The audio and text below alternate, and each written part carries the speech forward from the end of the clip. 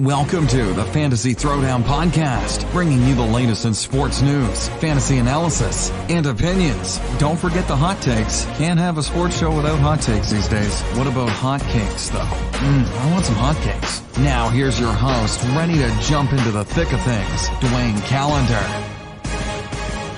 Hello and welcome to the show, everybody. Today we're going to be talking NBA, and you know what? I'll be honest, I haven't been able to do as much research into the NBA this year, but realistically, even with all the preseason games, I have a pretty good feel for these rosters. And I can honestly say, because today we're going to go over the Eastern Conference, hopefully I'll be able to get to the Western Conference as well this week, but the truth of the matter is, the Eastern Conference is one of the most boring situations imaginable this year because of the Kevin Durant injury. If Kevin Durant was healthy and playing for the Nets, this becomes a far more interesting debate as to how everything's going to break down. Because obviously he's out for the season by and large, and it's just going to be Kyrie being a weirdo by himself. The Nets will be entertaining for reasons other than basketball-related purposes. But let's get right down to it with my projections for these teams and, you know, just going through what I think is going to happen. The most interesting parallel is going to be what the breakdown ends up being between the actual teams tanking for the overall number one pick, because there's no Zion Williamson, but there will absolutely be more tanking on the forecast for a number of teams. So I'm going to get right down to it, to the three teams that will be competing for the overall number one pick this year. I don't think it's going to be anyone from the West involved. I mean, even though the Grizzlies aren't going to be great, I look at the Grizzlies with John Morant. I think they'll win enough games and they'll get close enough to 30 wins that, maybe they'll even sneak just over 30 wins. I don't know. I think that's being a little bit too optimistic. But, you know, I just look at it as a case where too many teams in the West are going to win just enough games to be out of the running for the overall number one pick. And I just think that between the Cavs, the Hornets, and yes, my New York Knicks, those three teams are going to be battling out for the overall number one pick this year. And I think they're all going to be in the neighborhood of 25 wins. Based on just looking at the rosters and then predicting how much these teams are going to lose and then proceed to start trading players, this screams a three-team race for the bottom, and the machinations that will be involved with these teams tanking, and they could say whatever they want. I mean, between the various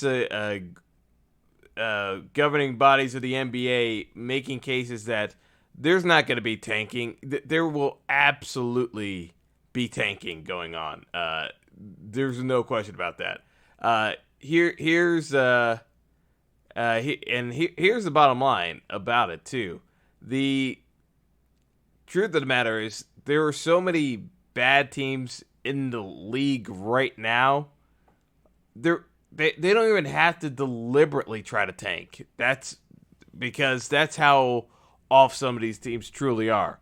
But let's get just to it with the overall predictions, because Washington projected win total for Vegas sports betting purposes. Washington over-under is at 27 wins. The Knicks over-under for wins is at 26. Chicago, way too high of an over-under. They're at 33 and a half. That's definitely an under. You got Cleveland at 24 and a half. And yeah, they could easily be under that. I just think that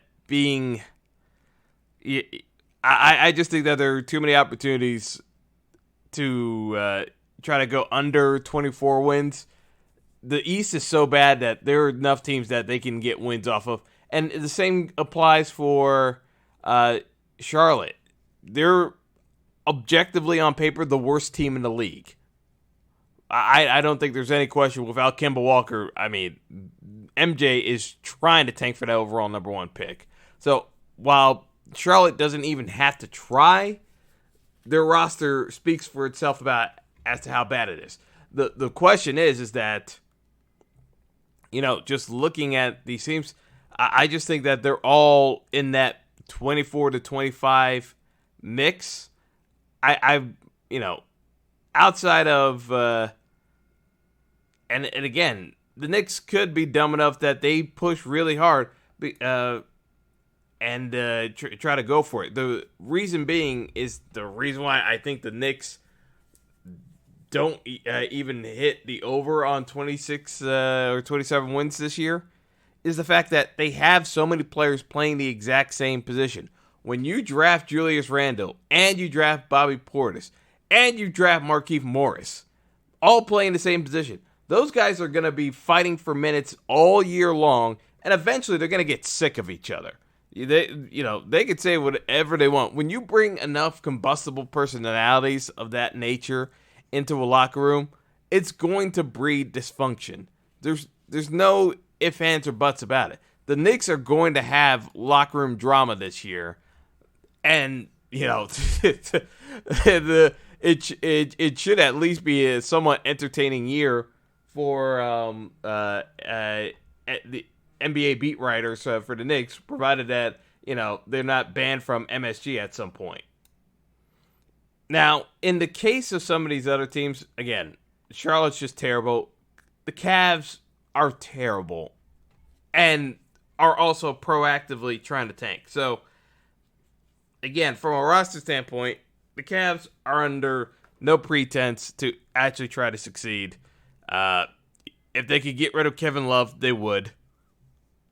But, he's basically resigned to just sell tickets, and if some team is actually dumb enough to trade for him at this point, so be it. But I highly doubt that's actually going to happen. So that brings us to the Hawks. The Hawks play absolutely zero defense. Trae Young and John Collins are entertaining. It's nice to see Vince Young still helping out the youngsters. It'd be nicer if Vince Young was ever a defensive stalwart so he could teach some of these younger players to actually play defense on his team. But, the Hawks will score a bunch of points. They will give up even more points. And, with a regular season win total of under 33.5, that is easily one of my bets for the year. Hawks definitely...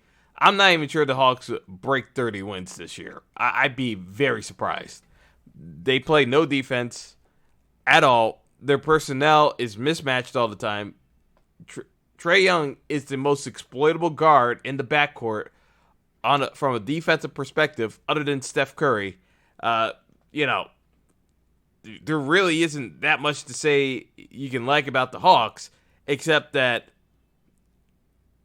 I guess they have a more upward trending future than a team like the Wizards. But other than that, I don't know what else to tell you, folks.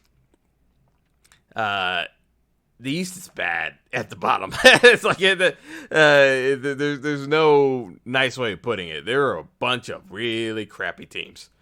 Next up, the Wizards, and honestly, the Bulls very well could be behind the Wizards this year, although the Wizards remain so objectively bad.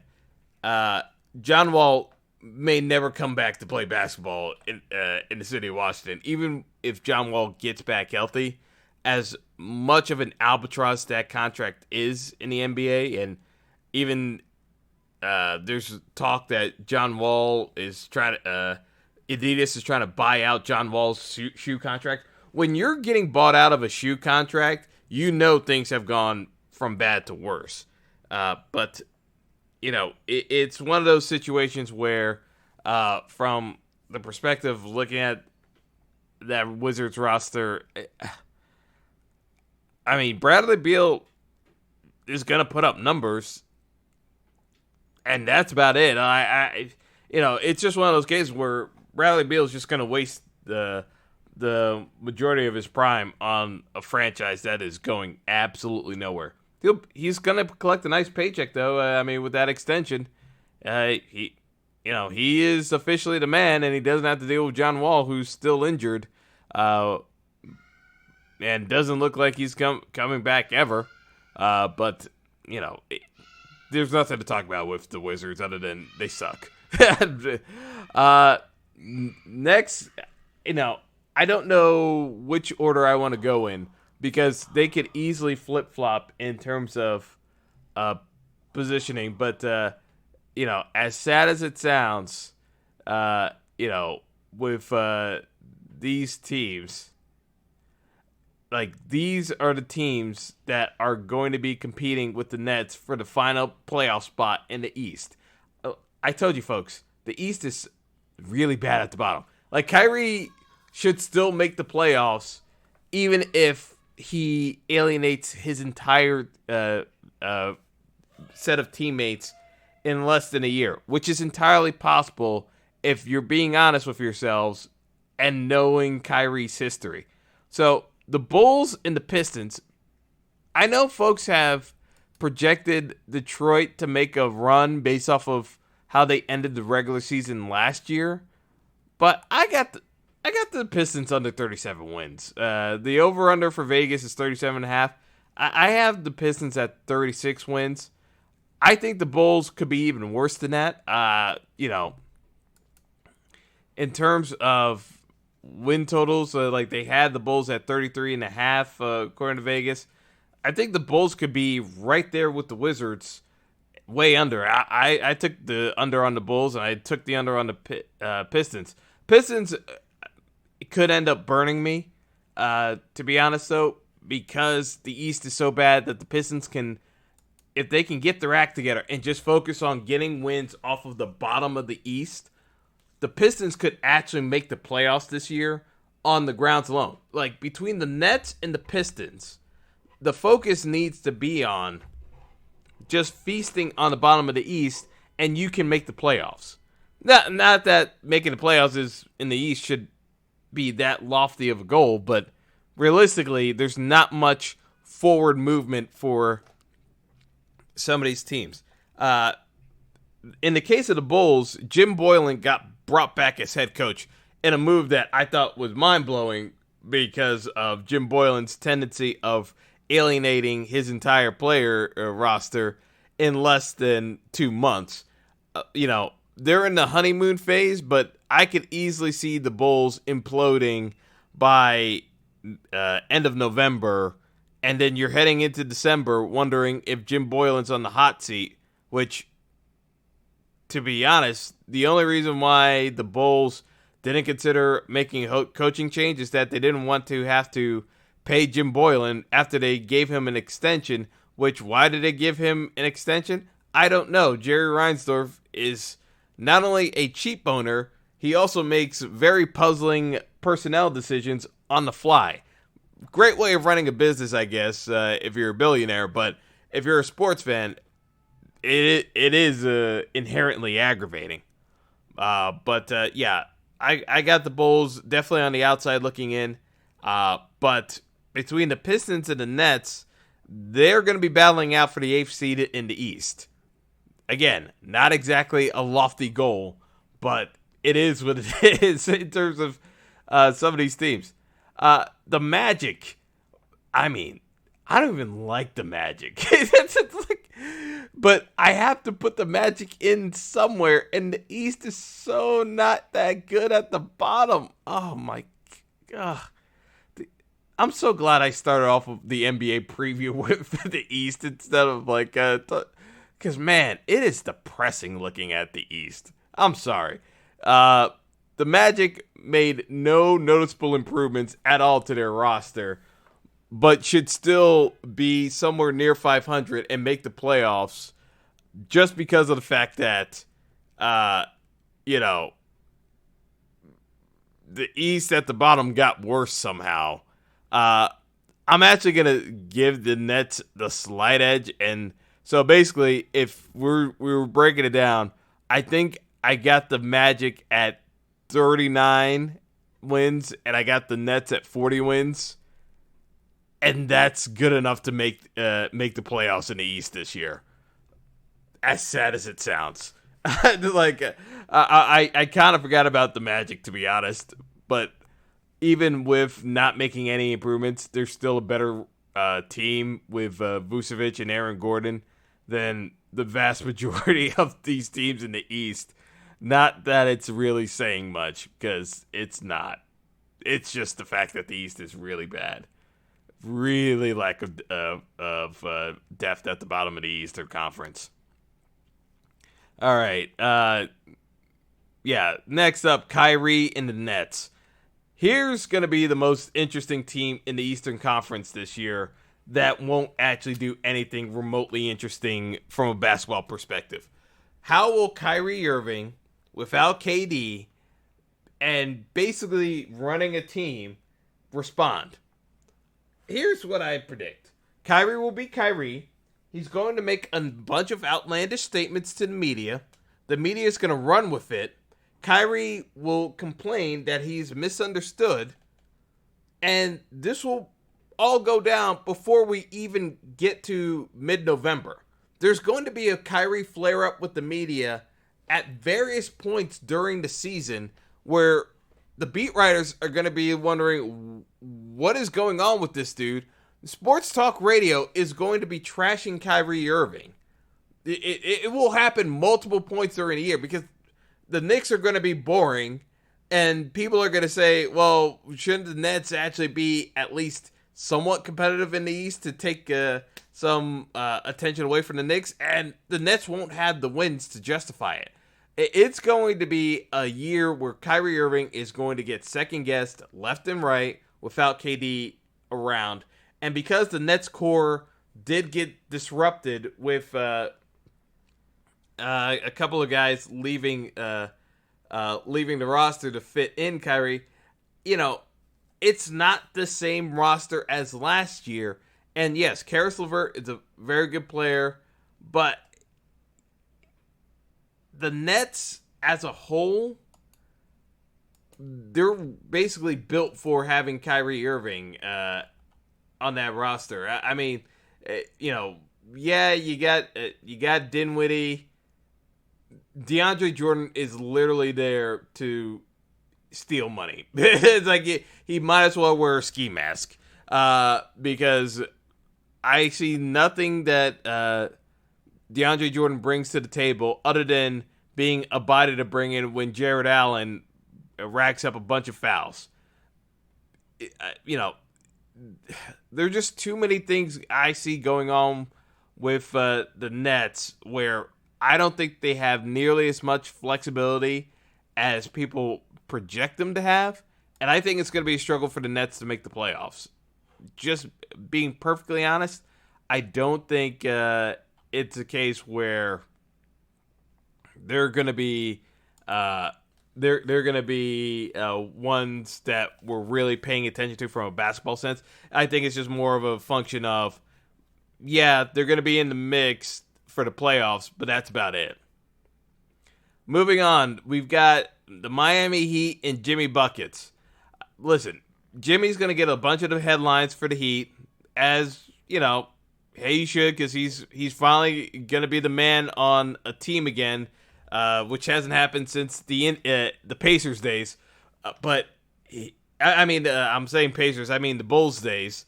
But here's the thing. If I'm being honest here, Miami, even with Bam Adebayo playing well this year, which is my expectation, Eric Spoelstra's a good coach. The ceiling for this team is about 44 wins. is that good enough to beat out the Pacers? Yeah, it could, but it's really going to be more jockeying for position to see which team can get the 5 seed in the East, because I don't think it's a case of them winning more than 43, 44 games. Just looking at the Vegas total, I think it's spot on with 43.5 as the over-under. I wouldn't touch that line at all just because that's where they are, basically. It's just not one I really want to dabble in. I mean, the only line, like I said, that I have full confidence in talking with the Nets before is taking the under on the Nets win total, because there's no way I see the Nets winning 44 games this year. So I'm definitely under on the Nets win total there. For the Heat, that line is spot on. I'm staying away from it. Indy. So the Pacers are at a over-under total of 46.5. Could they win that amount? Yes. Do I think they will? No. But it's close enough that I actually want to stay away from it. To me, it really comes down to how well do the Raptors and Celtics play. If the Raptors and Celtics play to their expectation level, the Pacers can't get to that point. The Raptors and Celtics both can win 47, 48 games this year. I don't think the Pacers can. The Pacers would need for the Celtics or the Raptors to get injuries or just not play up to expectations. But those are the gatekeepers in terms of the Pacers being a top 4 seed in the East. They got to find a way to get enough wins to get past the Celtics or the Raptors. I don't think it happens. So I wouldn't necessarily make a play on the over-under line for the Pacers this year just because it's close enough. And there's some question marks about Toronto and Boston. But, I get why some folks look at it from that perspective. Boston and Toronto, they're both at 48.5 wins in terms of the over-under projections. I don't think either one of them hits it, but it's close enough that, again, I don't see enough valuation in taking that gamble of just saying, yeah, they're going to go under. I definitely think it's way too optimistic to go over, but I don't see enough incentive there to take the under either. Which leads us to the top 2 picks.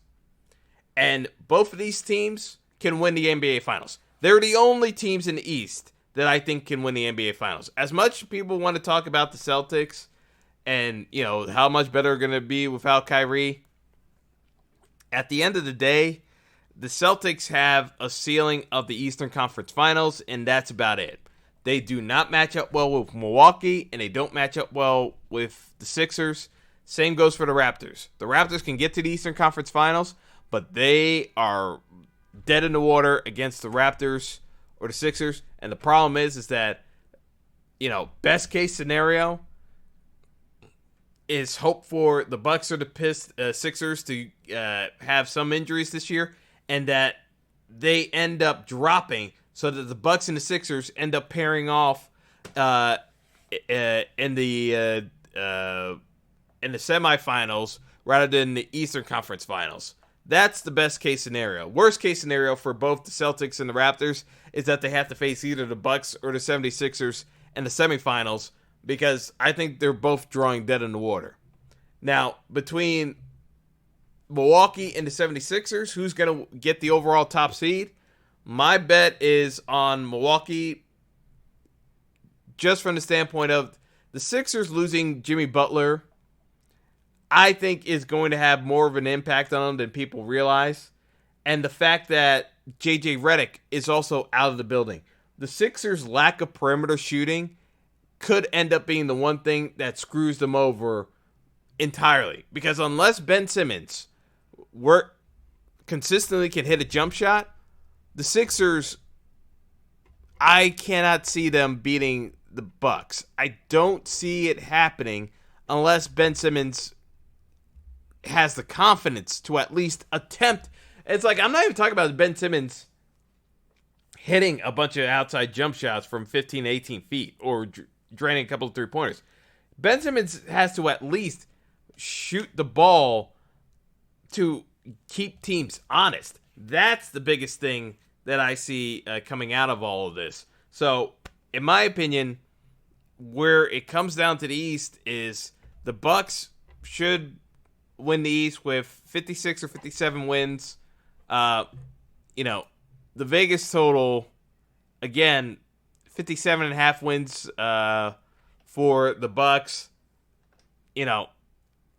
Philly, the over/under is 54.5. I could take the over on Philly. I could do that. It's gonna be close, so it's like I wouldn't wager a whole lot on that, but I can definitely see the Sixers winning 55 games. I see the Bucks closer to 57, 58 wins, which, not for nothing, based off of how tight the West is going to be this year, the Bucks could have the overall overall top seed in both conferences based off of record if things break right for them.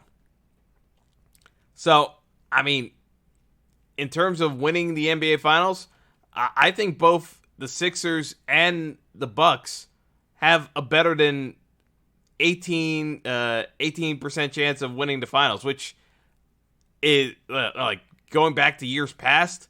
Like, the East hasn't had a team with a chance of winning the finals that high. I mean, you got to go back to the Heat. I mean, realistically, I know the Cavs, they always had chances of making the finals with LeBron, but no one really expected the Cavs to actually win the NBA Finals. They just expected them to get to the NBA Finals.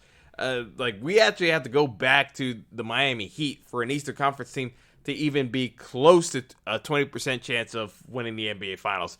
And to have two teams be that close of winning the NBA Finals, yeah, that hasn't happened since the heyday of the Miami Heat and when the Celtics had strong enough rosters with Pierce, Garnett, and Ray Allen to be in contention for that. So it's been a while for the East. So top of the East looks good. The rest of the East, pretty much a hodgepodge of, a few good teams and a bunch of really crappy teams. So that's the Eastern Conference breakdown for the season. We'll see how the projections pan out, but that's all I got for you folks today. But we'll see when I can get to the Western Conference and start talking about it. But that's all for now. Have a good one, folks, and until the next time.